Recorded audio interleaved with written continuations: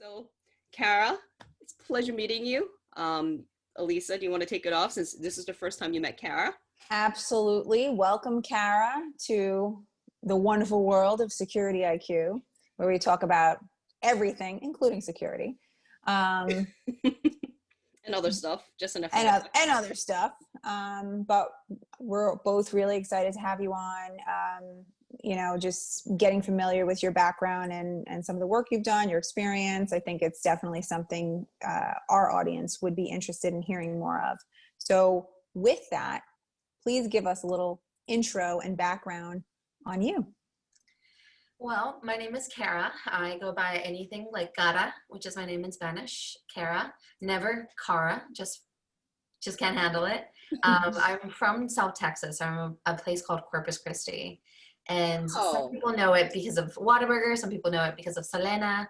It's a pretty small town, interesting in how it's set up because it's north of a border crossing check.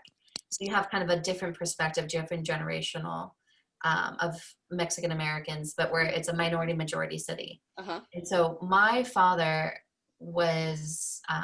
he does a lot of work in like development and building buildings. So he's the most hardworking person I know. He has put himself in the extremes. He like goes to North Dakota and works in like the freezing Arctic tundra. Nuts. But my family on my mother's side, a lot of them were actually involved in the creation of the GI Forum and doing a lot of work on Mexican American advocacy with like through LULAC, the GI Forum. And so I've kind of always had this like justice and what's right type of mentality ever since I was little. And I think it really has carried me through my entire life of like, this is right, this is wrong, this is just, this is equitable, and these types of things have kind of grown from there. And so I moved to Austin, where I had first was a chemistry major and just actually fell in love with Latin American studies. Moved to Guatemala for a while and just had a wonderful experience. And from that, I was able to achieve a Indigenous and Native American certificate at the University of Texas. And I just kind of went from there, and I, started off kind of doing the kind of normal, what you do in 2012, which was go to a campaign and work on campaign type things. I was going to ask about what 2012, 2020 Yeah, was. 2012, doing campaigns. Okay. And so I worked for Tim Kaine, and then I started working for an organization that helped first and second generation immigrants run for office. And then that's when I kind of was like, I want to go back to Latin America. Latin America is my calling. This is really where I should be focusing my work on, and actually received a Princeton Latin America kind of like visa to go work in a country in Latin America. Oh, wow. So I ended up at the Fundación Arias para la Paz. So working for Oscar Arias' nonprofit. Oscar Arias was a Nobel Peace Prize winner and the former president of Costa Rica. And so I worked in their office in San Jose for 2 years. And I remember my first week I was working there, there was no other people my age. There was just the ED and the project coordinator, and those were the only people, and everybody was out of the office. And ex-president Oscar Arias called me, and he was like, can you read me the article in Spanish? I lost my glasses. It was the first time I talked to him. I had like 4 other interactions after that, and I had to read him 3 pages in Spanish over the phone, and I was just by myself, and I was like, this is the worst experience. This is really the worst experience. This is one of those moments in a movie where it's just like, they like spend extra time because it's so painful. And I was reading all these words about like different types of missiles and tanks and bullets that I have never said in Spanish. And that's kind of what I started. And so I started working on the Arms Trade Treaty through the civil society, worked with Small Arms Survey, worked with arms control as kind of one of their as a Costa Rica kind of representative, which was interesting. I was the only non-American in the office, or I was the only American in this office.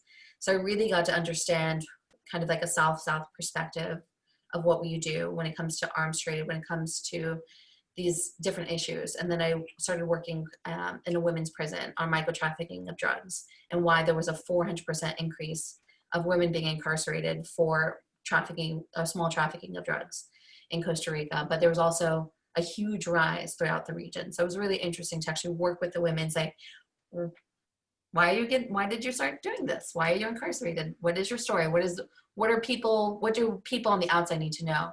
And it was actually really advantageous for me because Costa Rica is so small. I was actually able to have these conversations with folks because a lot of times I was like, oh, I don't want to tell you because like maybe you know my cousin. And at first I was like, there's no way like this person, like my coworker could know your cousin on the other side of the country. But it happened over and over and over again that it's kind of like, you just, Crazy. you're like, oh yeah, I know that place. I've eaten there. I actually know the owner. She's somebody. And I'm like, what? Like, this is crazy. So it was actually really advantageous for me. I also had a lot of work. I worked at a women's clinic, so I had a lot of work talking to women about more sensitive topics. So it just kind of all played together with that. And then from that, I moved back to the US and I worked actually at the Embassy of Costa Rica here in Washington, D.C. So I was an advisor to the ambassador, to Wow. 2 ambassadors. And that was just phenomenal. So much work, but phenomenal. Different topics every day. So one day we would do science diplomacy, cultural events. We would talk with like 3rd graders, and then there would be a hurricane and we would have to figure out how to help people get out of a situation. So it's such an interesting perspective. Again, coming from the South way of getting to see how other people see the US. And so coming back to the US, it was so interesting because I have had like years of experience working in Central America, but from the other side. A very privileged side, mind you, like, you know, I will never say it's not privileged to be an American in certain situations, but yeah, it was very interesting. And the thing is, at the end of the day, I'm Mexican American. Like, I'm not Costa Rican. People are always like calling me half Costa Rican because of all my time. I was like, no, I would never do that. But it was truly just such a interesting way to view the world. And I think seeing it through the Obama administration, through the Trump administration, as working with counterparts in INL, in State Department, and all these different places was so fascinating. And I don't know, that's kind of how I am in a nutshell, I guess. I have so much more. I'm a generalist at heart, so that's my problem. So you have an incredibly unique perspective that most people don't have. And, you know, we hear so many things, whether it's social media or mainstream media or whatever, on, you know, mostly around political topics, on how the US is viewed. But here you are having that firsthand knowledge, and maybe it is with a specific demographic, but you still had that firsthand interaction. You know, what are your feelings? You know, I think here anything kind of goes. We're okay with being truthful and honest. We do try and be sensitive to some political issues, but we, I think, prefer the honesty, even if it's not the popular opinion. We would love to hear your opinion on what your thoughts are, being a Mexican American, and your view of the country and your heritage and whatever, and what you think the perception is of America in general and Americans. So it's very interesting because I think that diplomats around the world really have a lot of closed door discussions and like are very real in a lot of ways. Like, diplomacy is not about being nice. It's about saying, these are my terms, and trying to like angle for them. It's like a very civil way of negotiation. I think it really taught me how to play on that, being like, it's not being about being nice to you or being courteous. It's about saying, these are the things that I need, this is what I'm sent from capital to get to hopefully negotiate for, and I'm doing it with respect. And so I think you have that kind of generality in certain diplomatic corps. And then you have the behind the doors portion of it, where people are just very much like frank to you. I think being an American in an international perspective, I heard a lot of very negative things through the transition, sometimes political, and I'll try not to get too much into that because, you know, I don't want to throw anybody under the bus, to be honest. But also just like logistics, administrative protocol, all of these little things that people don't think matter, but actually matter quite a lot. What, So, give us an example. we like so for example, at State Department, you have a desk officer, and normally there's, depending on how big the country is, you'll have multiple, or if in Costa Rica case, we shared between, I think, Panama and possibly Belize, but I don't remember it now. But our desk officer changed under the new administration, and we just couldn't get a hold of him. And like the ambassador would be calling his personal cell phone, and he just wouldn't respond. And you know, sometimes they say, "Oh, I can speak Spanish," and I was like, "That's not Spanish." Like, I'm sorry to tell you, I don't want to be the one to be like, "That's not Spanish." But you know, it's just like these. It was just a huge lack, and I think a lot of it had to do with trying to clean up State Department. But the thing is, there's so many things still happening, even though you're like, there's no stopping. There's no spring cleaning for these giant departments that you're working with. And so a lot of times it felt like we didn't have anybody. We were just like, oh, well, I guess we can't wait either because it's something important. Like, it just felt like there wasn't enough interaction and communication. So there's really a huge breakdown of communication, some breakdown of political will, I would say, and a lot of times of just really adapting to a new narrative. So especially with Costa Rica's case, it's 100%, let's talk about climate change, Paris Agreement, all of these things are front and foremost. And having to change all of this to talk about it in a different narrative, it's like, I know you're doing it for this political reason, but it's like, it's a waste of time.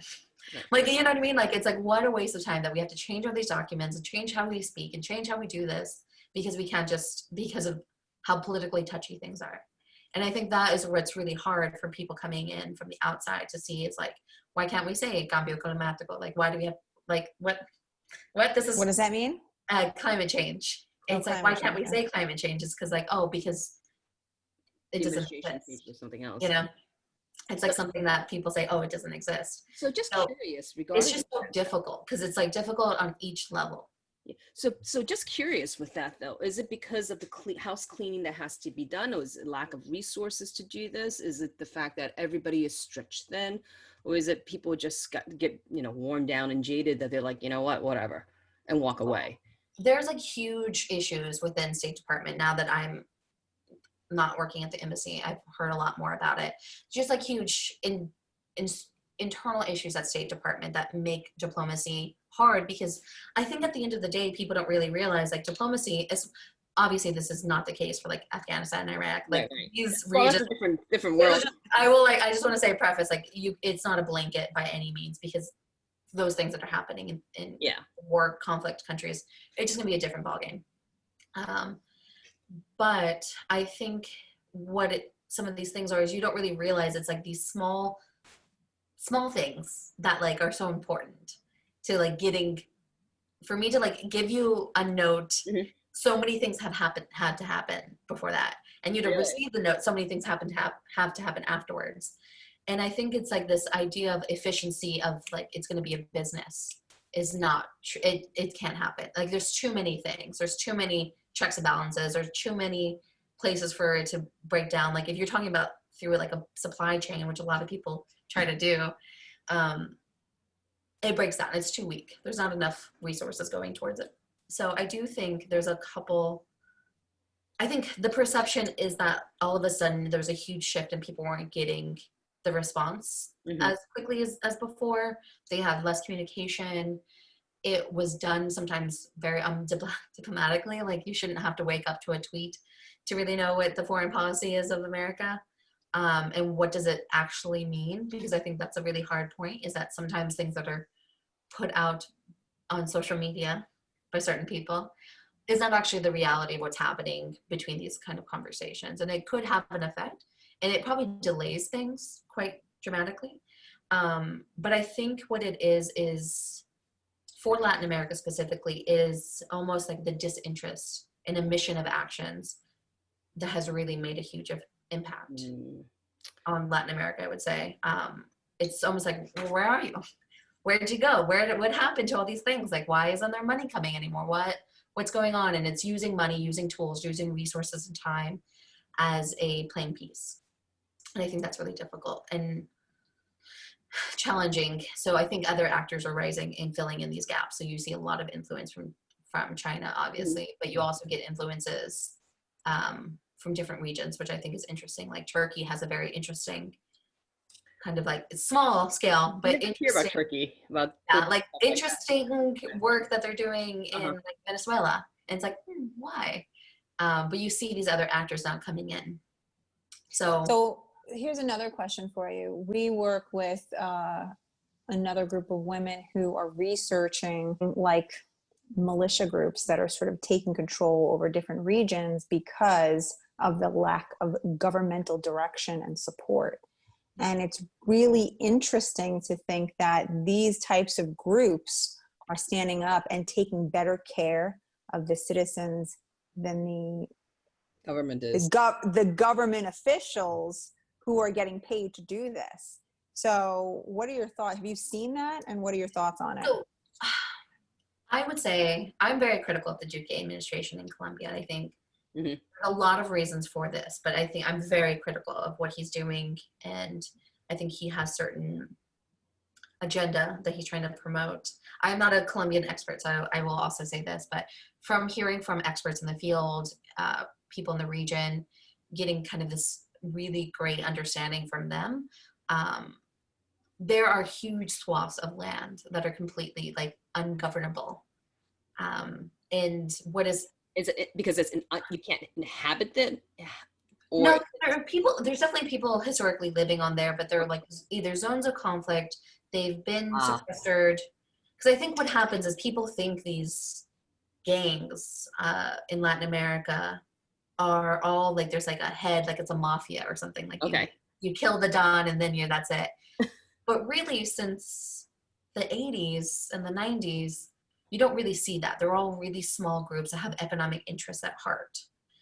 And so taking care of one person, so squashing them, I think it's how you measure success. And a lot of like this Plan Colombia has really measured success in a wrong way. So they do it by, instead of trying to do more governing and building of infrastructure to places that are, you know, kind of like whatever, like abandoned, they'll say, oh, we're going to do aerial fumigation because you can measure how many acres you fumigate.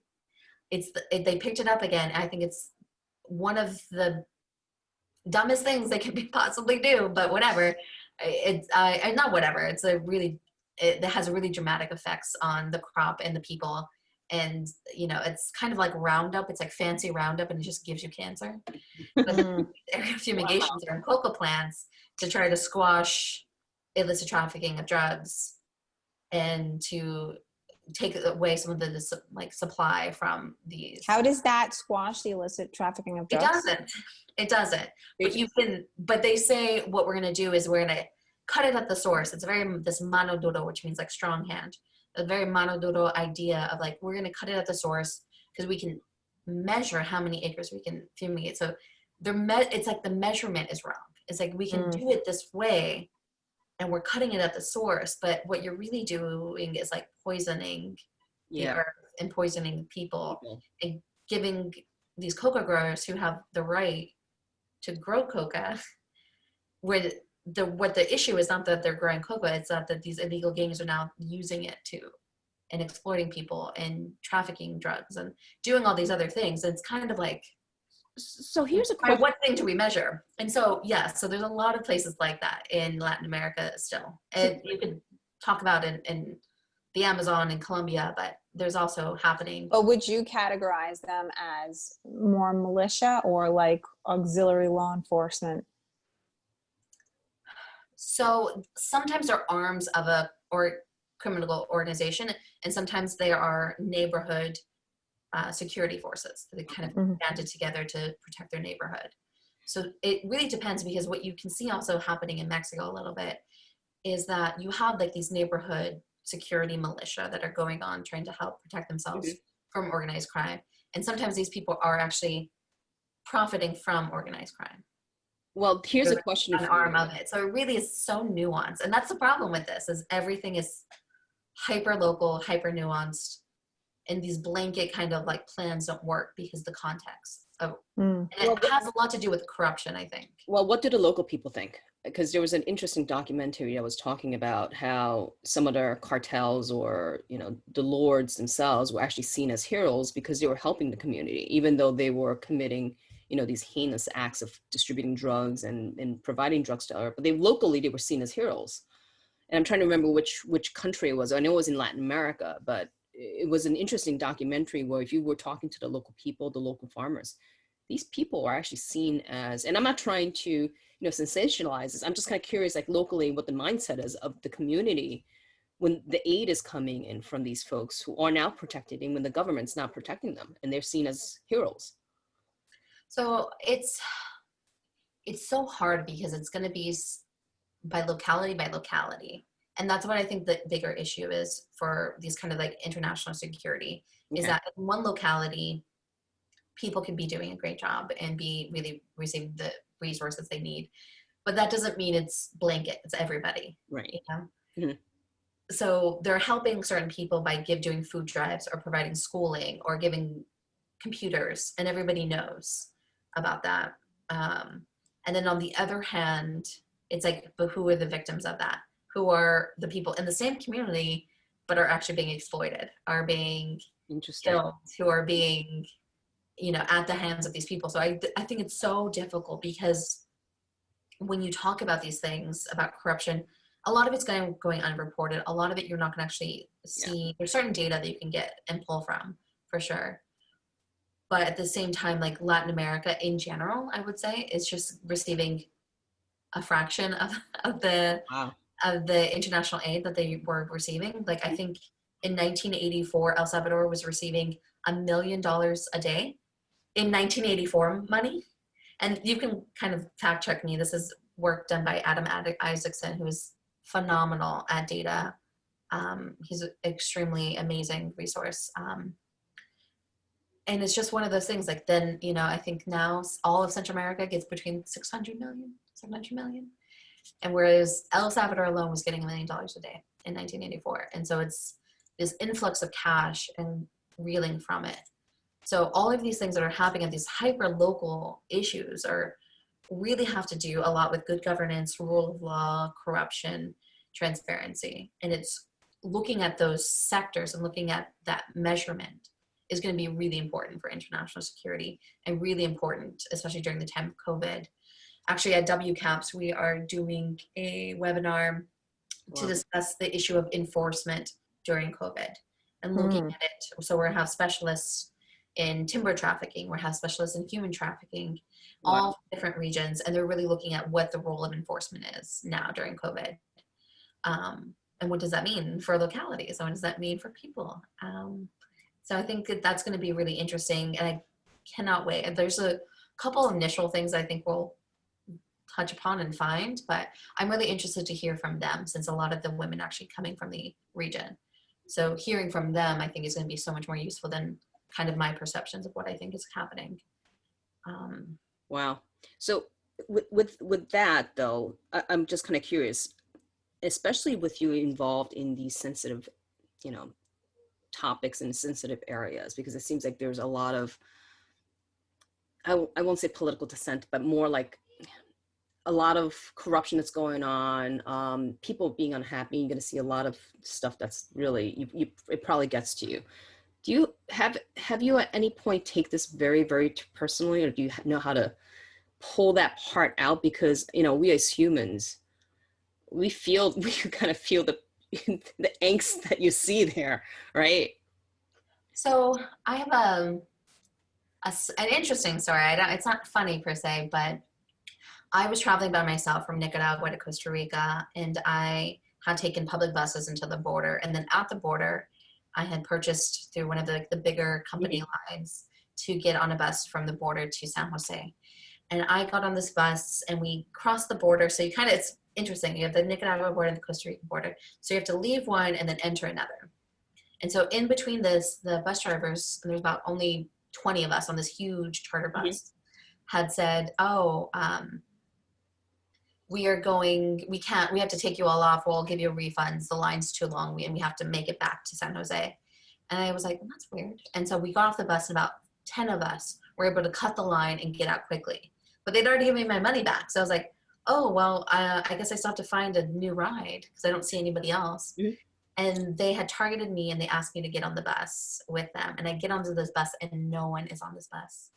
And I'm like, oh, I'm going to just wait outside. And they're like, no, we're leaving. And I was like, I'm going to wait outside. And they close the door and it's these two men. And I was just like, what is happening? Wow. And this whole time, I immediately, my first instinct was to be like, my family's from Mexico. Stuff like this happens all the time and people just disappear. Yeah. I want to let you know. And my phones aren't working for some reason. Like I have an iPhone and I have a flip phone, but they're not working in that particular moment. And so I'm calling people pretending. And I was like, I work for Oscar Arias. He used to be the president. I'm sending him your info. I get sent the bus tag, blah, blah, blah. And I'm just doing everything I could possibly think to be like using every ounce of my privilege as like an American to be like, how can I get myself out of this situation? Wow. And they close all the curtains of the windows. Mm-hmm. And they were like, we had to go through like a police stop. And they asked the guy, and I could hear, because I speak Spanish, I could hear him. And they're saying, do you have anything on the bus? Do we need to get out and check? And they're like, no, we don't have anything. And then this whole ride back, I'm like thinking, what am I going to do? Like just 4 or 5 hours of just like, what's happening to me? And one of the younger men that was like, I guess like normally chauffeurs have like an assistant. Yeah. He's telling me, he's like, oh, I traffic a lot of foods across the border. The bottom of the bus is just completely filled with different types of cheeses and meats. He's like telling me all this. I was like, oh my God, I'm for sure not getting out of this. And then he goes, oh yeah, and we traffic other things too. And he's not using the word traffic. He's like, llevar, which means to bring. Mm-hmm. And I'm just like, oh my God, I don't know what to do. So I got out of that situation. I said, oh, I have motion sickness and pretend to throw up. I was like, I have to be outside where the friend is, where the chauffeur is, by the door, because if I don't see the road, then I get motion sickness. And through that, I was able to like get off at a bus stop easily. But there were so many times in this situation that I was like, oh, this is how you get kidnapped. This is a very easy way. Like a lot of times you get traffic through like a kind of a Romeo situation. I can talk about later, but it was one of those moments where I was like, I understand this fear. I understand this like feeling of helplessness. And like, I understand these things. And I think a lot of women of color feel that way too. They have experienced things maybe to that level, or to them personally, even to their community members, family members. But you have like a couple things in your back pocket that you can be like, oh, I know how to relate to this. I know this. I also got training. Like I did get training to speak to people who are survivors. And it does get to you. And I'm very empathetic. I cry at any movie. It's my worst trait. But I'm very empathetic, but I have such a firm sense of justice and kind of like equity, which I think is a little bit different than justice and the work I do, that it really like holds me through. But yeah, like I think having these experiences and having other experiences similar, I am able to think about that, think about how I felt, and really be able to use that in my work. And try to help women not to be in that situation either, because it was not something I would want anyone to experience. But so then they're giving you essentially training, or are you talking about really just learning from other people's experiences, or do you actually get like executive protection training? So I didn't get executive protection training. I got trained. That was just pure instinct, but training for talking about survivors and talking about survivors and trauma training and what does that mean and how to talk to somebody who's experienced trauma. So actually in WCAPS, we are doing a 4-part series with a DC nonprofit called Fair Girls to give this kind of training for younger folks. It's kind of geared for high schoolers to mid-career who are interested in working with survivors of sexual exploitation and human trafficking. And so this is Fair Girls, to kind of give a context, does a lot of direct services for women and children who've been exploited. They'll give you housing. They do a lot of outreach on the streets, and so they are themselves trained to train other people. And so they're giving us it's a 4-part series, but it's much more geared towards younger people to say, like, how do you pick up on noticing people who might be human trafficked, sexually exploited, anything of that kind of manner. There's different parts per training that you go to. So I've taken trainings like that, and I'm taking trainings through the nonprofits I worked at, and I've also just like gone out and looked for trauma related training myself. So for my personality, for my person, like security for me, I've never taken one. I should probably honestly take one. So I've taken similar trainings in terms of really how to spot, how to handle it, how to get help and resources and stuff like that. I'm not going to say that I was disappointed in the training, because it was a different type of training. It wasn't necessarily, people think, if you're being trafficked, you have disappeared, you're far from home. That's not always the case. In fact, quite often it is the opposite, where this person comes from a home, they have a house and they have a family, and they just have this whole other life and parts of their life that they almost feel they don't have control over, don't know how to stop, don't know how to get the help that they need. And that's good to support them and teach them or spot where some of these issues might be happening and how to get that person help. It's very important. I get that. But I have yet to find an organization that trains particularly young women, everybody though, your parents, young men as well, on how to avoid those types of situations. So you, as a professional in this industry, still got yourself into a situation, and there's nothing out there that's foolproof, right? I mean, everyone takes a wrong step, makes a wrong decision, lets their guard down here and there. But there are some things that you can be made aware of so that you reduce those wrong steps as much as you possibly can and mitigate those situations before they even start. So that's what I've been on the search for in terms of training and raising awareness and letting people know early on, as kids, when we were kids, we were told, don't talk to strangers, don't take candy from strangers. If a car pulls over, go in the opposite direction. So where's that training? And this problem has only escalated since the lockdowns. Where's the training? And maybe this is a hint, Kara, for for you. No, I'm thinking about it.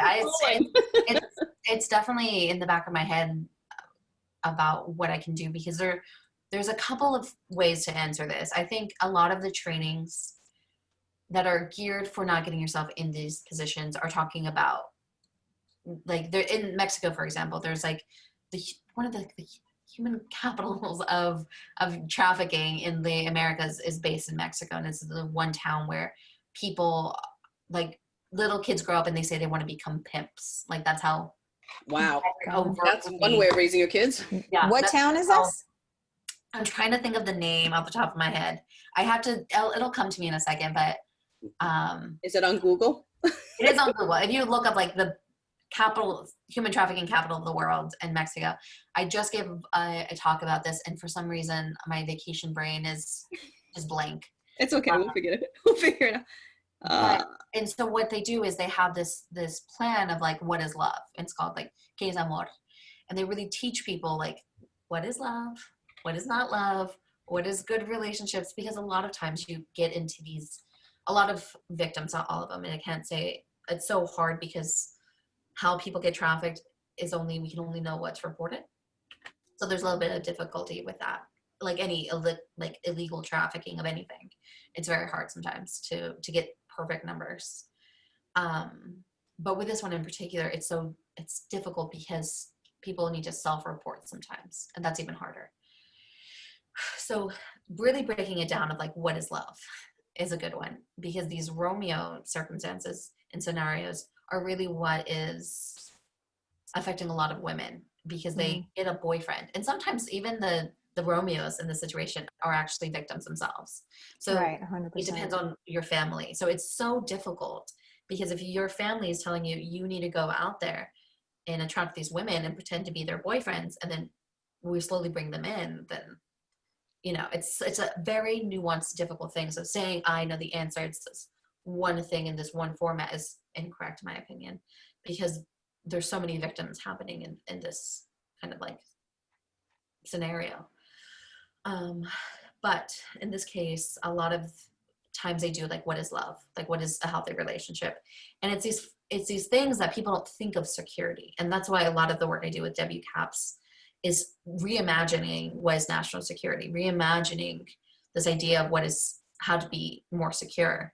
Mm-hmm. And it's like these things that you don't really think about. Like sometimes for national security, you don't really think about, access to water, but it is a huge driver of security, or climate change, or these other things. And in the field of human trafficking, and I would say almost, especially micro trafficking of drugs, I can't say about larger trafficking, but in micro trafficking of drugs, a lot of it has to do with either not wanting to be sexually exploited, being like LGBTQ, or having a cycle of violence in your family. And this is like part of it. So you have all these things coming at you, and they're all these social issues that are really affecting security and are really affecting people. And so you have trainings, like one of the Fair Girl trainings, specifically because it's geared for younger women, are going to be talking about like how to identify if you're in a good relationship.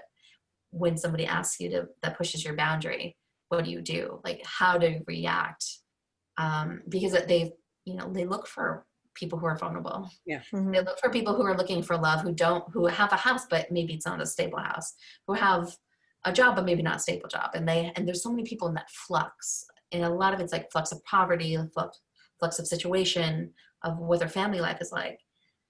And so you have things like that. But what I would really love to see, and I haven't seen anything yet, but it might just be because I'm not in this world, and men actually might know something, is how to protect yourself through these different social media platforms. Well, the problem with that, though, I have to say, though, is there's too many fake profiles coming up on social media, and even professional, like LinkedIn, I hate to say.